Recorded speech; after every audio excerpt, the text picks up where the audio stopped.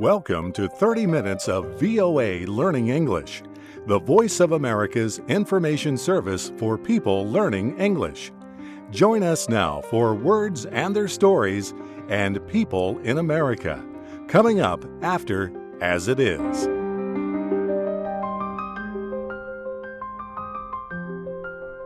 Hello again and welcome to As It Is. I'm Steve Ember in Washington.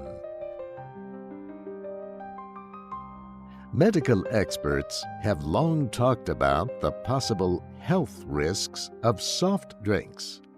Now, new research suggests that children who drink a lot of soda could become destructive or violent. We can't prove that this is a direct cause-effect relationship. Having said that, there are a lot of ingredients in soda, a lot of ingredients that have not been examined in relation to behavior. We will have more on that story later in the program. But first, there have been many studies done on how color affects emotions. One recent study found that some colors people see late at night could have a harmful effect on their emotions. VOA's Christopher Cruz has more on the study. Some colors that people see late at night could cause signs of the condition mental health experts call clinical depression. That was the finding of a study that builds on earlier study findings. They showed that individuals who live or work in low levels of light overnight can develop clinical depression. Doctors use the words clinical depression to describe a severe form of depression. Signs may include loss of interest or pleasure in most activities, low energy levels, and thoughts of death or suicide. In the new study, American investigators designed an experiment that exposed hamsters to different colors. The researchers chose hamsters because they are nocturnal, which means they sleep during the day and are active at night. The animals were separated into 4 groups. One group of hamsters was kept in the dark during their nighttime period. Another group was placed in front of a blue light. A third group slept in front of a white light, while a fourth was put in front of a red light. After 4 weeks, the researchers noted how much sugary water the hamsters drank. They found that the more depressed animals drank the least amount of water. Randy Nelson heads the Department of Neuroscience at Ohio State University. He says animals that slept in blue and white light appeared to be the most depressed. What we saw was these animals didn't show any sleep disruptions at all, but they did have mucked up circadian clock genes, and they did show depressive phenotypes, whereas if they were in the dim red light, they did not. Randy Nelson notes that photosensitive cells in the retina have little to do with eyesight. He says these cells send signals to the area of the brain that controls what has been called the natural sleep-wake cycle. He says there is a lot of blue in white light. This explains why the blue light and white light hamsters appear to be more depressed than the hamsters seeing red light or darkness. Mr. Nelson has suggestions for people who work late at night or those who like to stay up late. My recommendation is if you're just living a typical, mostly active during the day, mostly inactive at night, you want to limit the exposure to TVs, which are quite bluish in the light they give off, and computer screens and things like that. You can get filtered glasses, you can get filters on your computer screen or your e-readers and that sort of thing to put it more in the reddish light. The report on the effects of light on emotions was published in the Journal of Neuroscience. I'm Christopher Cruz. You are listening to As It Is from VOA Learning English. I'm Steve Ember. A new study has found evidence of aggressive behavior in children who drink 4 or more servings of soft drinks every day. The mothers of 3,000 5-year-olds took part in the study. Researchers asked the women to keep a record of how many servings of soft drinks their children drank over a 2-month period. As Bob Doty reports, the women were also asked to keep records of how the children behaved. The researchers found that 43% of the boys and girls drank at least 1 daily serving of soda. 4% of the youngsters had 4 or more sodas to drink every day. Shakira Salia is with Columbia University's Mailman School of Public Health in New York City. She worked on the study with researchers from the University of Vermont and Harvard University School of Public Health. She says they found that children who drank the most soda were more than 2 times as likely as those who drank no soda to show signs of aggression. For the children who consumed 4 or more soft drinks per day, we see an association between aggressive behaviors, attention problems, and withdrawn behaviors. The aggressive behaviors included destroying possessions belonging to others, taking part in fights, and physically attacking people. Shakira Salia says the researchers identified the link after they considered socio-demographic factors like the child's age and sex. They also considered other possible influences, such as whether the boys and girls were eating sweets or given fruit drinks on a normal day. In addition, the researchers examined parenting styles and other social conditions that might be taking place in the home. Dr. Salia says it is not clear why young children who drink a lot of soda have behavior problems. We can't prove that this is a direct cause-effect relationship. Having said that, there are a lot of ingredients in soda, a lot of ingredients that have not been examined in relation to behavior. A substance often found in soft drinks is caffeine, which helps to make people feel energized. Dr. Salia suggests that caffeine could be causing the 5-year-olds to be more aggressive.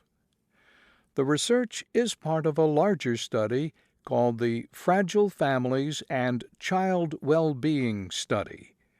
It follows 5,000 poor mothers and their children in 20 American cities. Earlier studies of young adults have found the highest sugar levels in those who carry weapons and show signs of negative social behavior. I'm Bob Doty.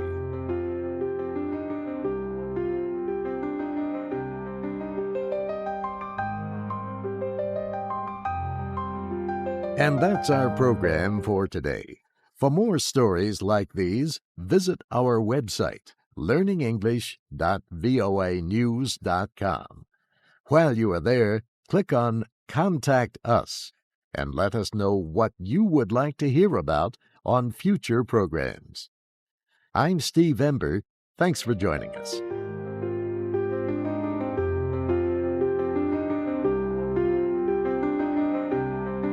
Words and Their Stories is next, followed by People in America.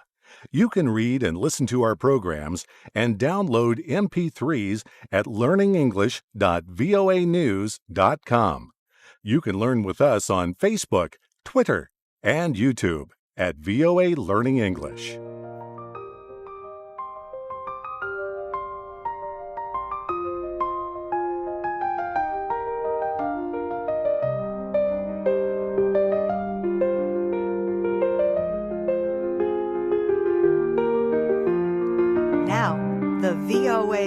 special English program, Words and Their Stories. Each week, this program explains the many meanings of English expressions. Today's expressions include a very important word, heart. We will try to get to the heart of the matter, to better understand the most important things about words and their stories. So, take heart. Have no fear about learning new expressions. Besides, popular English words can be fun. There is no need for a heavy heart. Such feelings of sadness would only break my heart, or make me feel unhappy and hopeless. Now, let us suppose you and I were speaking freely about something private. We would be having a heart-to-heart discussion. I might speak from the bottom of my heart, or say things honestly and truthfully. I might even open up my heart to you and tell you a secret. I would speak with all my heart, or with great feeling. When a person shares her feelings freely and openly like this, you might say she wears her heart on her sleeve or on her clothing. Her emotions are not protected. If we had an honest discussion, both of us would know that the other person's heart is in the right place. For example, I would know that you are a kind-hearted and well-meaning person, and if you are a very good person, I would even say that you have a heart of gold. However, you might have a change of heart based on what I tell you. Our discussion might cause you to change the way you feel about something. But let us suppose you get angry over what I tell you, or worse, you feel no sympathy or understanding for me or my situation. If this happens, I might think that you have a heart of stone, and if you say something to make me frightened or worried, my heart might stand still or skip a beat.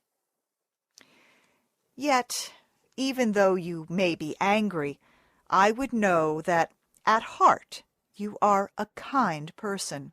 In reality, you do care, and any argument between us would not cause me to lose heart or feel a sense of loss. My heart goes out to anyone who loses a friend over an argument. It really is a sad situation, and I feel sympathy for the people involved. I promise that what I have told you today is true. Cross my heart. I really wanted to play some music at the end of this feature. In fact, I had my heart set on it. So, here it is. Don't Go Breakin' My Heart by Elton John. Don't go breaking my heart. I couldn't if I tried. Oh, honey, if I get restless, baby, you're not that kind. Don't go breaking my heart. You take the weight off of me. But honey, when you knocked on my door, ooh, I gave you my key. This VOA special English program, Words and Their Stories, was written by Jill Moss. I'm Faith Lapidus. Nobody knows it, nobody knows it. Right from the start, I gave you my heart. Oh, I gave you my heart.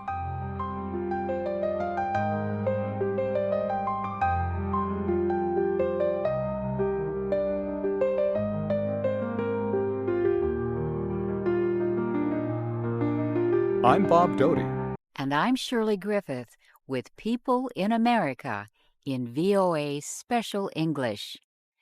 Today, we tell about the award-winning actor Paul Newman. He was known for his striking good looks and clear blue eyes. Newman starred in over 65 movies during his more than 50-year career. Some of his most famous roles were in the movies The Hustler, HUD, Butch Cassidy and the Sundance Kid, and The Verdict. Paul Newman was also a social activist, race car driver, and businessman.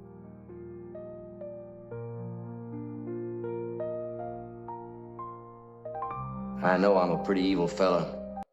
Killed people in the war, and I got drunk and chewed up municipal property and the like. I know I got no call to ask for much, but even so, you gotta admit you ain't dealt me no cards in a long time. It's beginning to look like you got things fixed so I can't never win out. Inside, outside, all them rules and regulations and bosses. You made me like I am.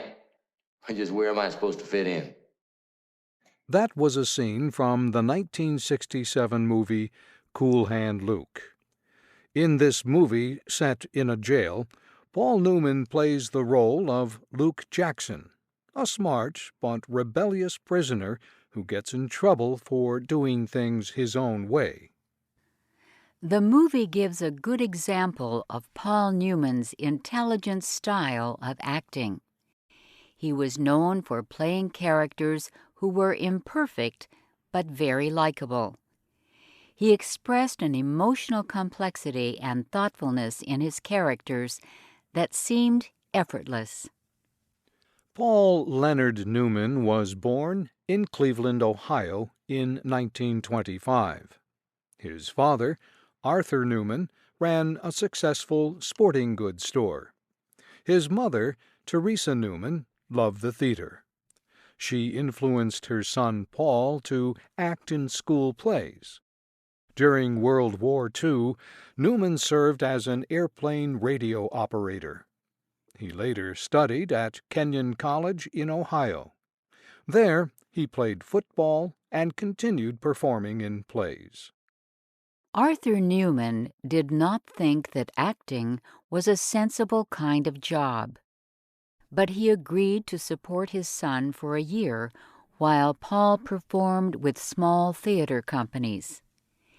In 1950, Paul Newman returned to Cleveland with his new wife, Jacqueline, to manage the family store after his father's death. But the couple soon left Cleveland so that Paul Newman could study theater at Yale University in Connecticut. A few years later, Paul Newman received a role in the Broadway play Picnic. The play ran for 14 months. It was while working on this play that he met the actress Joanne Woodward. During this period, Paul Newman also found roles on television shows. He studied at the Actors Studio in New York with actors who would also become famous, including James Dean and Marlon Brando.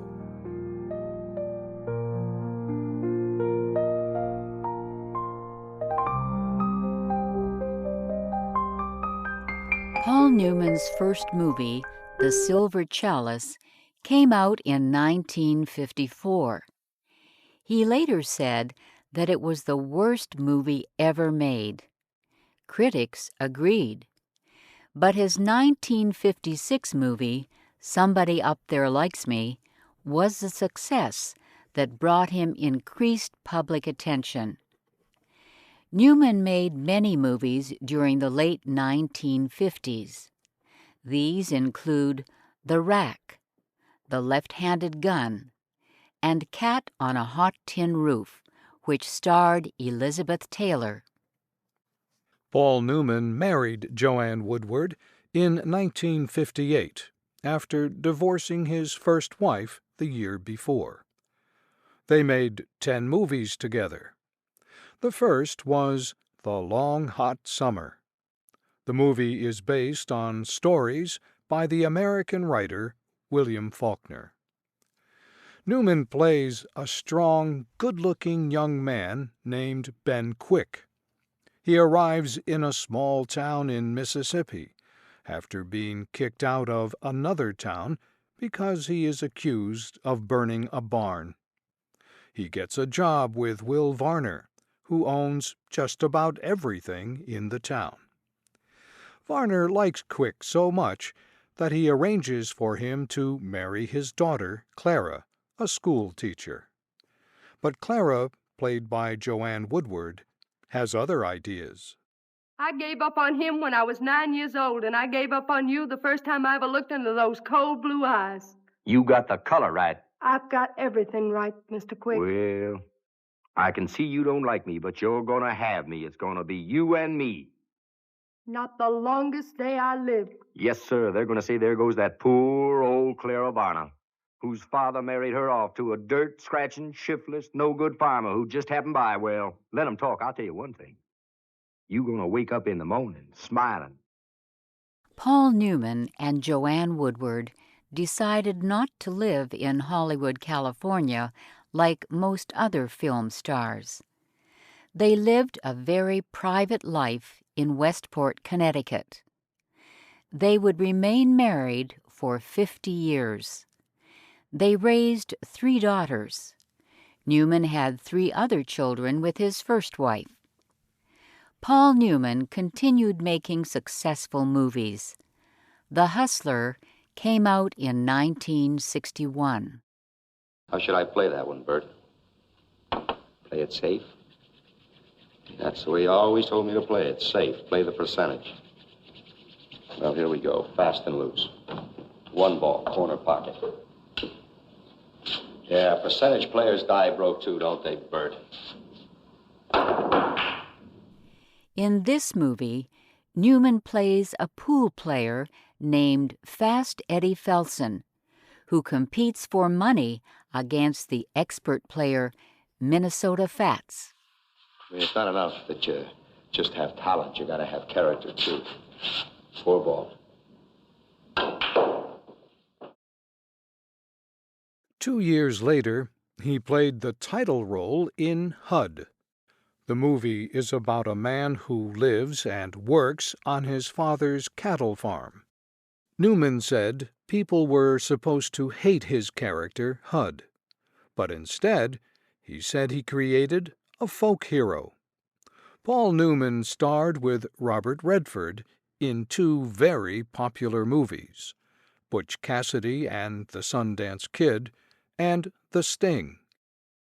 He directed his wife, Joanne Woodward, in several movies that were praised by critics.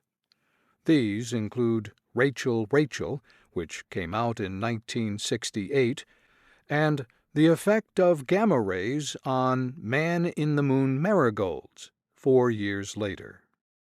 Over his career, Newman was nominated for 10 Academy Awards.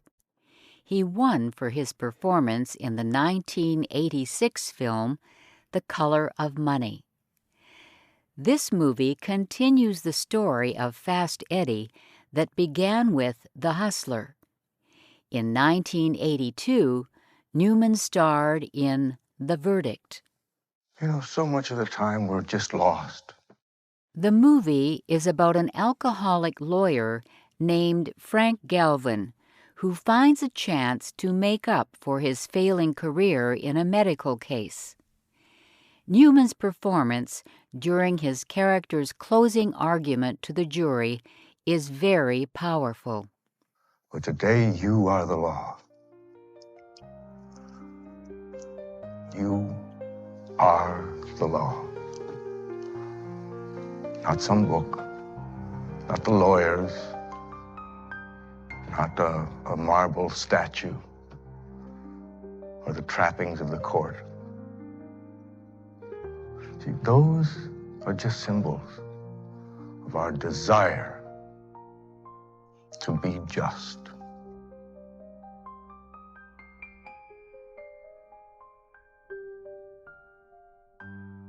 Paul Newman was not only a movie star, he was a political activist who fought for liberal causes. In 1968, he campaigned for the Democratic Party presidential candidate Eugene McCarthy.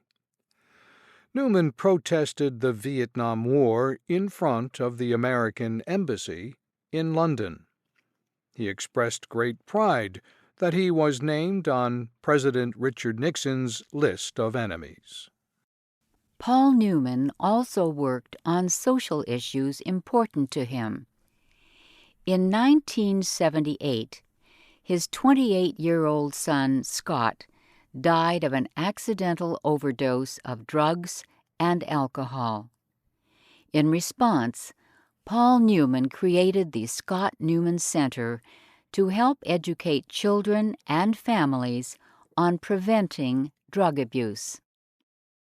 In the 1980s, Newman decided to start selling a salad dressing he had created and given to many friends as gifts.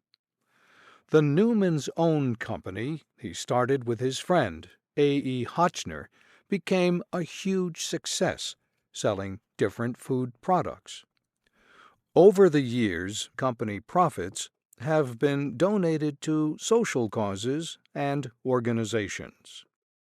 One of these is the Hole in the Wall Gang Camp, started by Paul Newman in 1988. Its aim is to provide a free summer camp experience to children with cancer and other serious diseases. There are now camps in the United States and several other countries. Newman said that he started the organization as a way to honor the role that luck has played in his life.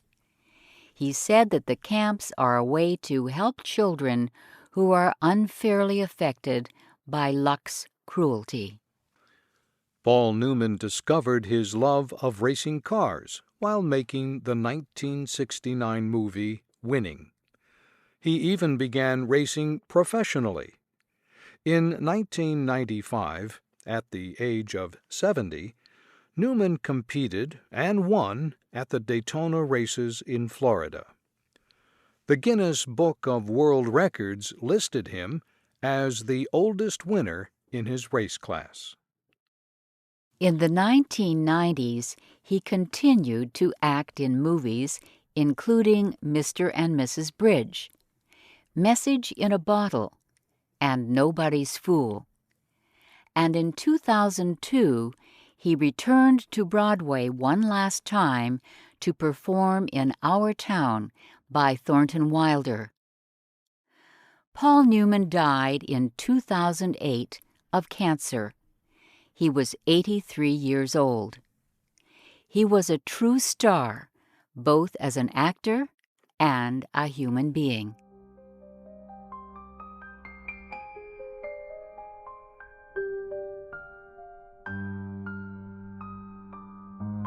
This program was written and produced by Dana DeMange. I'm Bob Doty. And I'm Shirley Griffith. You can learn more about famous Americans on our website, voaspecialenglish.com. Join us again next week for People in America in VOA Special English.